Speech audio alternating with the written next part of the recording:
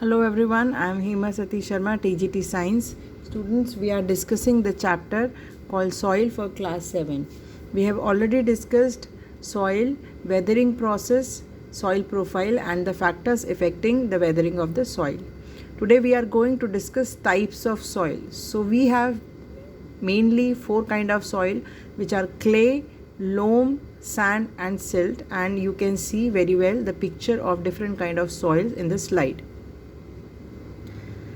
The particle size of sand, silt and clay is shown here in this slide. So here you can see that sand has the biggest particle size, which is for 0.05 mm to 2 mm.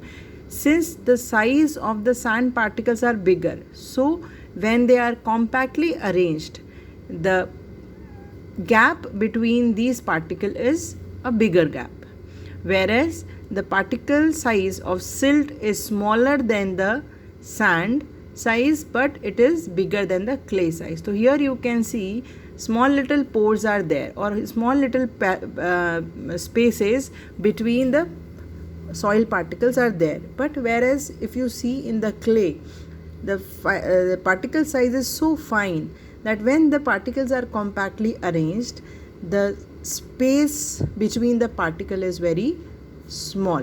So these particle size affect the properties of soil like percolation of rate and absorption of water or aeration of soil in different ways.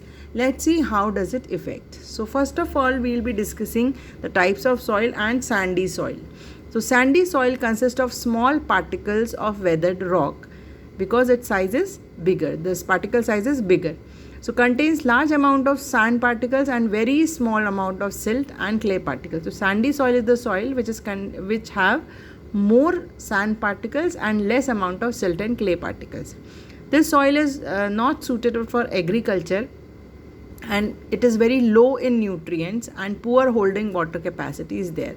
As we discussed with you that these are the particle size of sand. Now when these are compactly arranged, the spaces between these particles will be much more.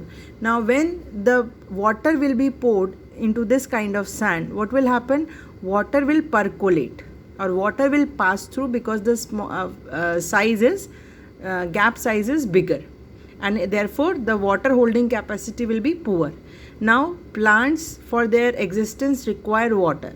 Since this soil has poor water holding capacity, therefore plants will not be able to survive, and since organic matter will not be present because of the absence of water, no living organism can sustain in this kind of soil, therefore it is very low in nutrients.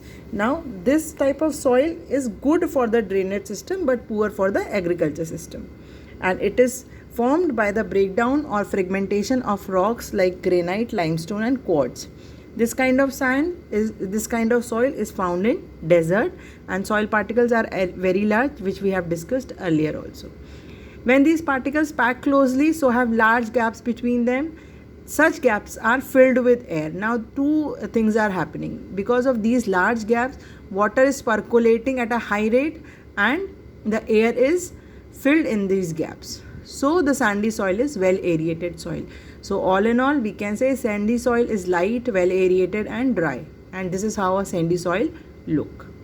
Now clayey soil is the second kind of soil, and it consists of fine particles which are less than 0.05 mm, and it mostly contains main quantity of clay particles and small quantity of humus and silt. It is very smooth to touch, and since the particle size is fine, so there is less spaces between the particles, so little air is trapped. So clayey soil is less aerated, but at the same time the gaps are tiny, therefore it allow absorption of water. Water is hold between these gaps and it is not percolated at a higher rate. So water absorption capacity of clayey soil is much more. Here you can see this kind of soil is clayey soil. Now next we will be studying loamy soils. Now loamy soil contains clay, silt, sand and humus in right proportion. So therefore they can hold water in appropriate amounts. and they can therefore support the growth of plants. So the loamy soil is the kind of soil which is which has a good water absorption capacity with the good aeration. So it is reasonably porous and allow aeration. So it is best suited for growing plants. Therefore, it is called agriculture soil, and because of its fertility and appropriate texture. In our next lecture, we will be discussing about properties of soil. Thank you.